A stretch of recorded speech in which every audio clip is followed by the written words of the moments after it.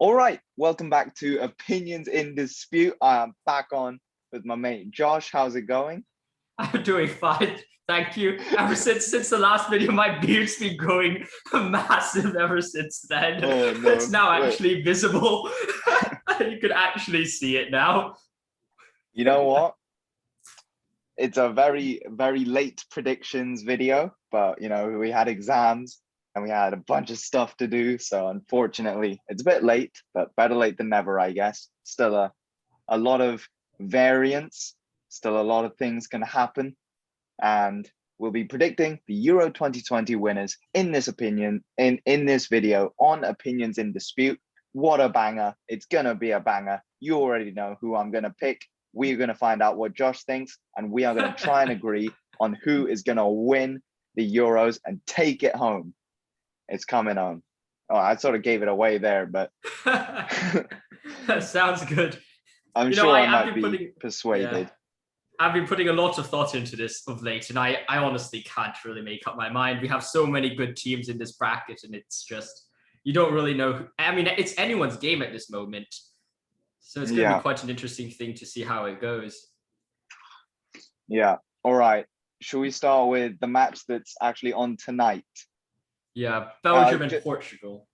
I'm just gonna say this is being recorded on the 27th of June. This is the couple hours really before the Yeah. Belgium Portugal match. So we haven't seen the result of this match yet, just in case this video goes out after, although it shouldn't, but just in case. So Yeah. Josh, Mhm. the big one. I have to say, Portugal's gonna win it. Belgium Oh, have now. Belgium is on paper should be the stronger team. But I think, and before the video started, we were discussing this a bit. Belgium's defense is the reason why I think Portugal is going to win it. Because we have Ronaldo. Ronaldo probably is going to go try to get the golden boot for this tournament and end off his international career with a bang. Of course, he's going to be in World Cup as well, I think. But at the same time, he probably knows that winning the Euros is easier than winning the World Cup. At least in as like kind of a broader kind of statement.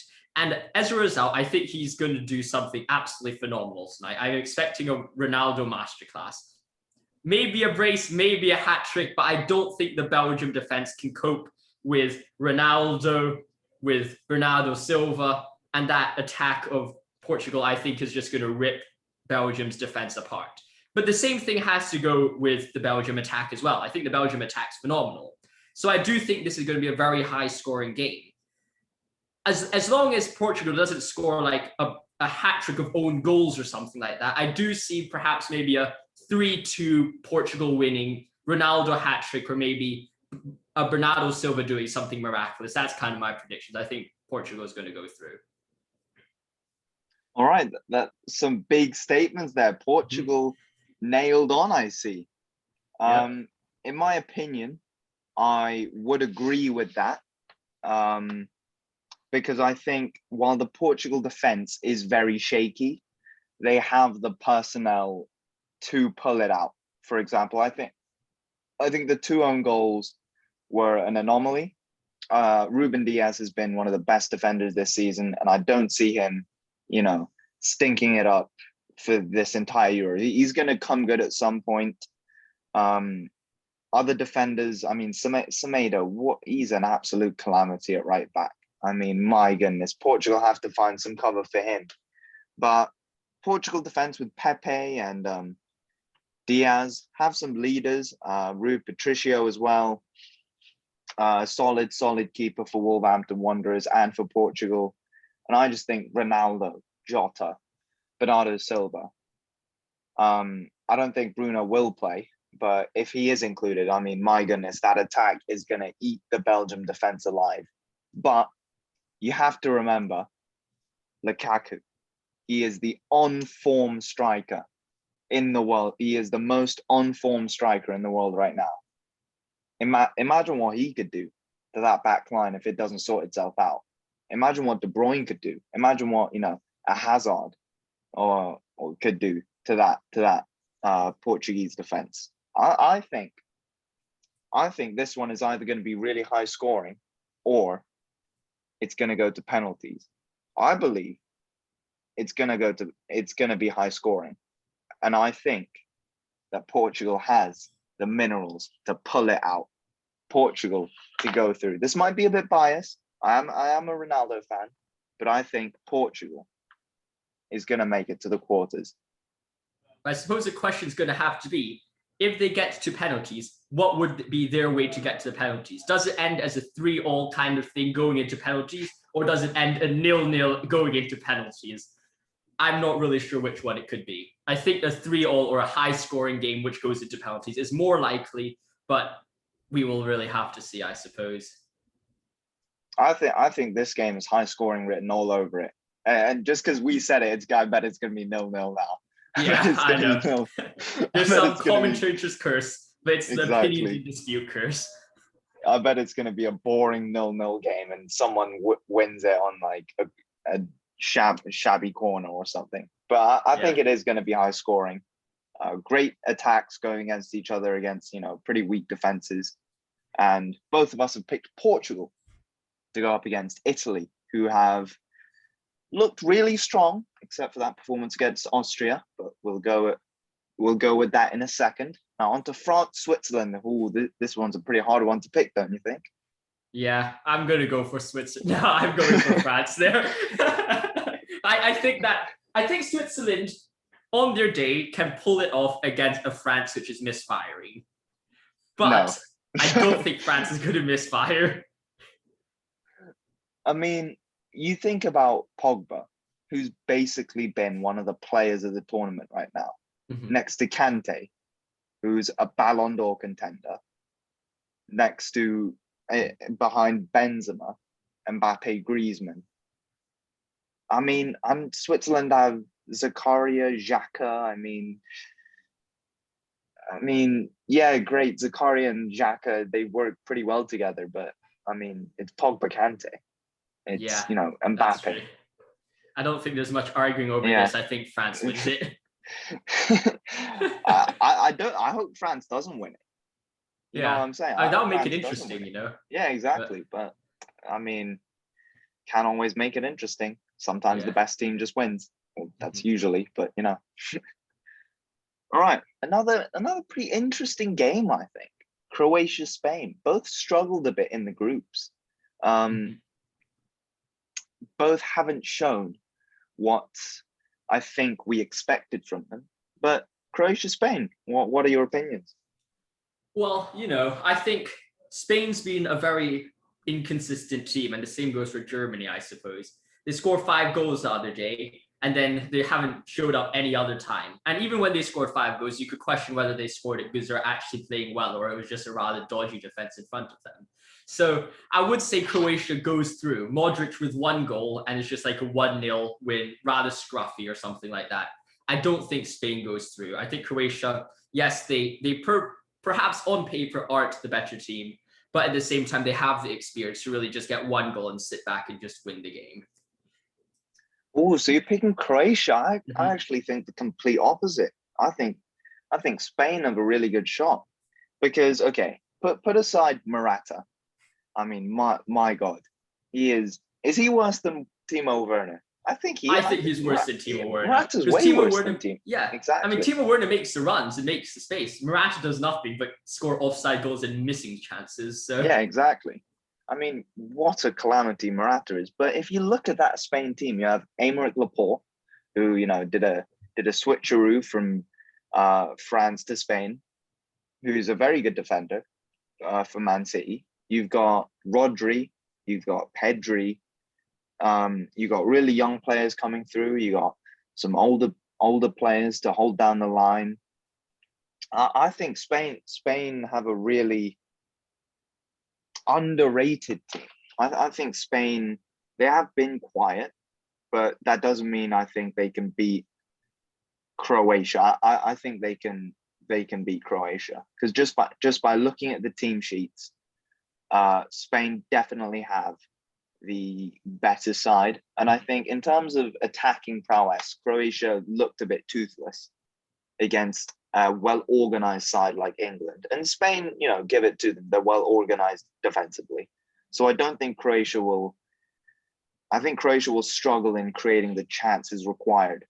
And if you just look at that Spanish side, the Spanish back line with Llorente, Laporte, Pau Torres, Gea, and then look at that midfield. It's very layered. It's very good. And I think Spain, in these sorts of games, in these sorts of tournaments, you need certain players to pull you through. And I think Spain has that more than Croatia, because I know Croatia has Modric, but I mean, he's 35. He's nearing the end of his career. So no, I think I'll give you that one. I think Croatia might be able to pull it through, but I think Spain perhaps is the more reasonable one to go with. yeah, I mean, if Croatia even showed a glimpse of attacking prowess, but that Spanish backline is one of the best backlines in the tournament. I mean, I think this could be the tie which most likely goes on to penalty shootouts, in my opinion. Yeah, because they're very sound in the midfield. They're very sound defensively. It's just that they're both toothless going forward. Whether that's Morata, who's literally all bark and no bite, who's turning into no bark no bite, and then Croatia, who are all bark no bite again, which was seen in that England game. Yeah, completely agree with that. Right, so I think we're picking Spain to go through. All right. This is the stinker that nobody's watching. Sweden and Ukraine. Tough. Do you want to go heads and tails for this one? All right, heads and tails. I'm not even gonna pretend like I know what I'm talking about with these two teams. Although I think Ukraine have sort of a momentum. I think Sweden are just better. Pretty well organized. Hold on, I'm trying to find a heads and tails thing. I haven't had a coin in my wallet for so long. It's actually in heads or tails. Heads for Sweden. All right, heads for Sweden. Oh, it is heads. Sweden. All right, sounds good. Oh well. I mean, I'm not gonna pretend to be like an expert on this topic. It's probably gonna be Sweden, but if it's Ukraine, I won't lose any sleep over it. Good on. All right, let's leave this. Oh, it's. Oh, how did that happen? Oh, how did this happen? Let's leave this one for last. All right. Keep it sort of England, Germany. Netherlands or Czech Republic? Which one are you going with?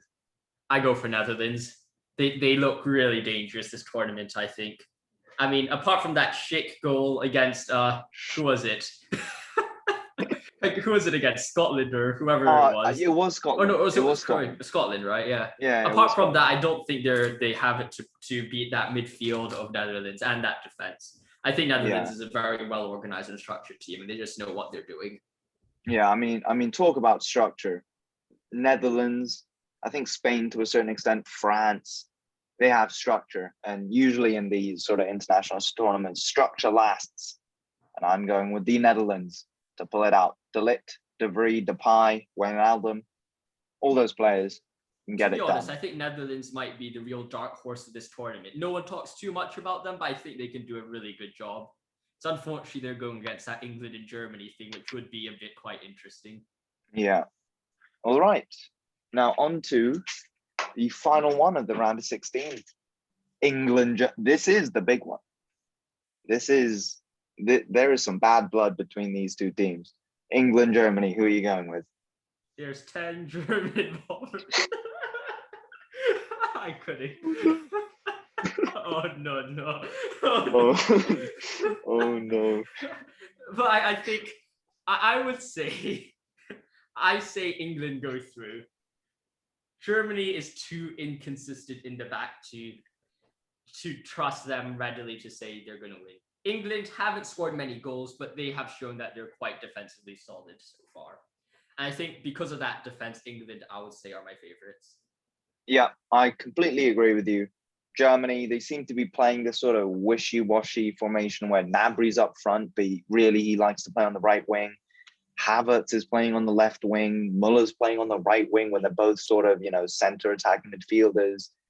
You're playing a three at the back with two slow centre backs on the right side. Everything's imbalanced for me. And if England can't get it done, my goodness, what a disaster that would be. Yeah. I mean, England haven't conceded a goal yet in this tournament. Mhm. I think England make it through. All right. This is the round. Oh no, not the round of 16. We've done the round of 16. Quarterfinals. Only 8 teams remaining. Let's do Netherlands and Denmark first. Ooh, that's interesting. I watched Denmark last night. They did play very well. They played convincingly. But I would say I'll give it to Netherlands. Denmark do have a few mistakes in their back, I think, stored up for them. Their passing is good, but slightly questionable. I think Netherlands is going to win on structure, and they just have overall, I think, a better team than Denmark, mostly. Yeah, completely agree with you. Netherlands, again, talking about just the structure, you have De Vries, De Ligt, and Daley Blind as a back three. I mean, it's probably one of the best back threes at the Euros with an informed De Vries and Matthijs De Ligt. You have, players like De Jong, Wijnaldum. Wijnaldum's got a handful of goals at this tournament as well. And Depay, I just think they're going to be too much for Denmark to break down, especially. And I think, tell me if I'm wrong, Denmark, that 4-0 win wasn't as impressive as it may seem, because the second goal, it was sort of an unfortunate goal for Wales. And then obviously 2-0 down, heads sort of go, and then you end up scoring 2 more. But I think Denmark lacks some creativity. Netherlands, too strong at the back. Definitely agree with you on that one. Sweden, England. Sweden, England shouldn't be any conversation, really. True. England in the semi-finals again. Yeah. All right, on to the more exciting side of the bracket, the death side of the bracket. Exactly. Let's go with France, Spain. France. Yeah, no question there. I think I'm Laporte be regretting his options. Yeah. I mean, is there any chance Spain win it? Spain on their day, I think, can win it. But France would have to pull an absolute horrible performance in order to lose to Spain, I think. I mean, the lack of Spain just don't have a number 9. I mean, you think about the World Cup they won, all the tournaments they won way back not way back, but in the 2010s. You had David Villa up front. You had, players like that, Fernando Torres. Just don't have that. I mean, Morata is just not anywhere near good enough. So, and compared to, Griezmann, Benzema, and Mbappe. And France, Olivier Giroud, you can't miss him out. Oh yeah, Giroud as well. Giroud as well. I'd actually like him up top for France ahead of Benzema, but that's just my opinion. I agree with you. I think Giroud might be better for the team in general, but we'll see how it goes. Yeah. Portugal, Italy. I would say Italy. After that stinker against Austria? Yeah, I mean, the thing with Italy is that I think they are perhaps they're more structured than Portugal. Portugal is a good team, but I mean, the midfield of Italy does seem better than the midfield of Portugal, I have to say. Jorginho, high on confidence, won the Champions League. And, well, Verratti, really experienced players. Yes, the Portugal midfield it can be good. On their day, I think the Portugal midfield perhaps is better than the Italy midfield. But the Italy midfield is just consistent. You get the similar kind of performance from them week in, week out. And that's why I kind of say that Italy perhaps is the more consistent and the more solid team to go with. Yeah, I mean, I really like Italy as a team. I'm just wondering, if Belgium win this game, which one are you picking, Italy or Belgium? I'll say Belgium, to be honest. Oh. Yeah. So Portugal can beat Belgium. Yeah. But Belgium can beat Italy and Italy can beat Portugal. So it's sort of a circle. Yeah. That's what I think, at least. I mean, anything can happen, but I do think Portugal, I mean, I do think Portugal's play style can exploit the weak defense of Belgium, but then Belgium's midfield would win it back against Italy for me. Okay, okay. I'm not too sure on that. I would go if Belgium do win it, I'll pick him against Italy. Yeah. If Portugal win it, I'll pick Italy. With which is what you went with. And I do think Portugal will beat Belgium, which is sort of a weird circle.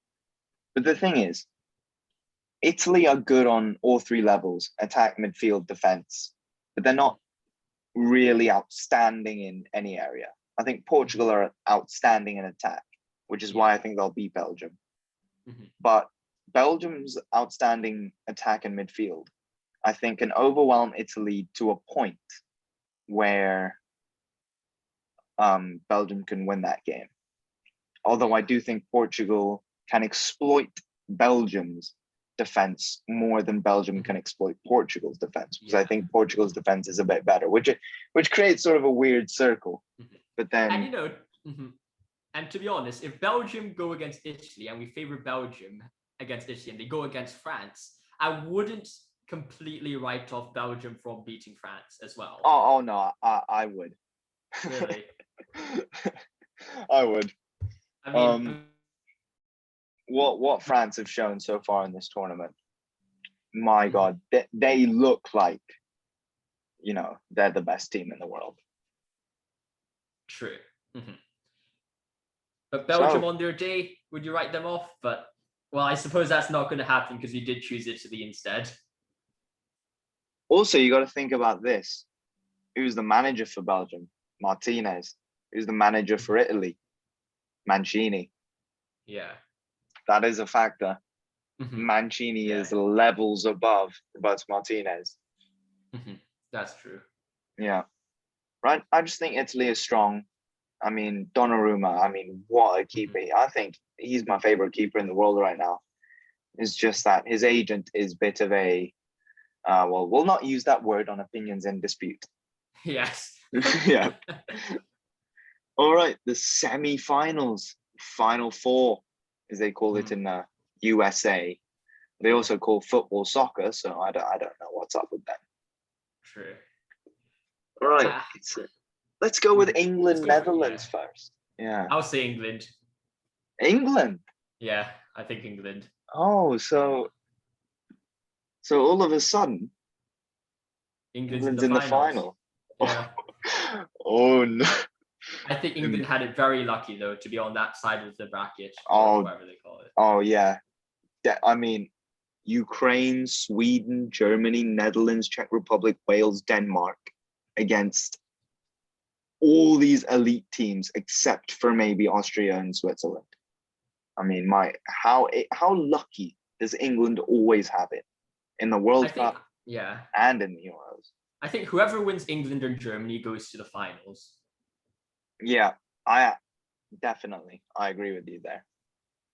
Because I think Germany have it in them to beat the Netherlands. Yeah. But I don't think the Netherlands are good enough to pressure Germany and make them make a mistake. So I think whoever wins Germany, England will go to the final, in my opinion. But I just think the coming home songs are going to start up again. I know. Oh, man. My. Just wait till they get embarrassed by Germany and I'll start laughing. Oh, can you imagine? Wednesday morning, no. I walk in. It's the last day of school as well. It's speech day. Wednesday, last day of school. England have just been ousted by Germany, like 4 or 5 nil. Home to Munich. And I'm just there like, oh my, what have I watched? Oh man. Oh my, that's going to be an absolute shambles if England lose that game. But on the other hand, if England win, we safe. We here out. We done that. All right, semi-finals. Okay. Italy, France. My heart wants me to say Italy, but my mind tells me to go France. Honestly, with the amount of trouble Italy have had since their World Cup win, my God, have Italy struggled since that World Cup win. Because they haven't, had the players such as Cannavaro and and all those elite type players, Pirlo, Cannavaro, all those players. But it's France, isn't it? Yeah. They have a better attack, a better midfield. You could say Italy's defense is better, but I mean, how much better is it really when France has Varane, Pavard, Mendy, all those kind of players? How much better is it really? I think Italy have the best back, like centre back, goalkeeper. I think Italy has the best three in the Euros: Chiellini, Bonucci, and Donnarumma. But I just think those are the only three players that can even have a chance of getting into that France squad. That France squad is have you seen the France 11 that they didn't pick for the Euros? It's insane. Yeah. France just has so much talent. It's crazy. Exactly. So, oh my, can you imagine this? Oh, man. Oh, the final, France against, let me move this over for a second. Can you imagine that? I can't, man. But I have to say, I think At Wembley. Yeah, at Wembley. My predictions, man. There's times where you want to fly to somewhere and watch a match. This is one of them. This would be the if one. I could have got to Portugal to watch the Champions League final, I would have. But we were right in front of exams, and that would have been just yeah. Oh man, this is going to be interesting. Oh, at Wembley, you have to remember you got that Wembley crowd going. Stadiums are allowed to be a certain percentage full, and I just think it's coming home. It's coming home. It's coming. Football's coming home. It's coming home. Is it crazy to say at Wembley, 30 years of hurt never stop me dreaming? Is it impossible to say at Wembley again, at Wembley, England lift the Euros? Oh, man. They are crowned champions of Europe. I think that England winning is kind of the same chance of Italy beating France. Ooh. I think. I would disagree with that. I mean, the thing is that I think the chance for Italy, how they would beat France, is just defend until penalties and hopefully we beat them in a shootout. Or maybe just get a lucky counterattack and score one goal and just defend. England playing against France, it would be a very defensive match, and I could envision it going into extra time and just someone winning like some random goal in extra time or something. I don't think it's going to be a high-scoring game. England's defense is good. France's defense is just as good, if not a bit better. It's France's midfield as well, though. I mean, you have to keep that in mind. Is Pogba and Kante? How much better is that against Declan Rice and Phillips or Henderson? I think Declan Rice is better than Paul Pogba. Really? I mean, can you believe what I've just said? But I mean, you have to look at them at what roles you're playing, because if you have to put them one against one, you'll have Declan Rice being compared to Kante and fair enough. To Pogba, because Declan Rice has almost zero like offensive output. I mean, he does once in like a blue moon scores like a worldie, but like his defensive output compared to, I mean, even Kante's defensive output's arguably quite decent as well. I mean, the Champions League final, he won a header against Ruben Diaz. I was like, what the hell's going on in front of me? Yeah. So, I mean, man for man, I say France is better than England by a mile. Ooh, man for man, really? Mm-hmm. Yeah. I don't think so. Man for man, I think England got him. Man for man. Because if you go through it, goalkeeper, Mhm. Lloris against Pickford. I would say Pickford, even Really? if, even if in an Everton shirt, he's very inconsistent. In an England shirt, he's barely done anything wrong. If you think back to the World Cup, he pulled some world-class saves against Colombia True. and was very good against Croatia, even if England lost that. Mhm. Pickford was very good, distribution very good, handling very good. It's just at Everton, I think he drops off for some reason. But in an England shirt, Pickford's been very good. And Lloris, he's not the keeper he used to be. I'd pick Pickford over Lloris in internationals. For centre backs, I'd go with Varane and Maguire. So that's one each. Left back, I'd definitely go Luke Shaw, who's been the informed right back in the whole of Europe this season. Right back, I'd go for Reece James or Kyle Walker over Pavard. Mhm. Okay, fine. In the midfield, you would probably go Kante Rice or Pogba Rice. I think Declan Rice is better than one of Kante and Pogba, although it can switch. So that's one each again in the midfield. Strikers Harry Kane. Right wing is Jadon Sancho. Number 10 is Mason Mount. And then on the left wing, you got Mbappe. So what? France has only got three players or four. If you think Kante and Pogba both get in that team, that's only 4 players. I would say Kante. Ben, I mean, But even if you Mbappe include Kante or and Pogba, they only have I mean, 4 players. I would say Mbappe is over.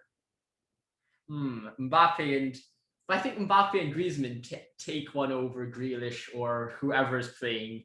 Because Oh even no, but I mean, no, Grealish no, isn't even no, playing. no. We have to think about it from the Southgate perspective. I mean, we're currently talking about a very idealistic world where the best players, or at least what we think are Oh the best yeah, players, are yeah. playing, right? I mean, is Southgate going to play Grealish? Is Southgate going to play Luke Shaw? I mean, actually, Southgate's probably going to play Luke Shaw, but he went with Oh, it's Kieran the Jadon Trippier in the Sancho first. one. Yeah, he Yeah, hasn't played Jadon Sancho yet. yeah, he hasn't played But, Jadon Sancho at but all. even if he doesn't, let's say, and he plays Sterling, which I don't think he should, Sterling's better than Griezmann.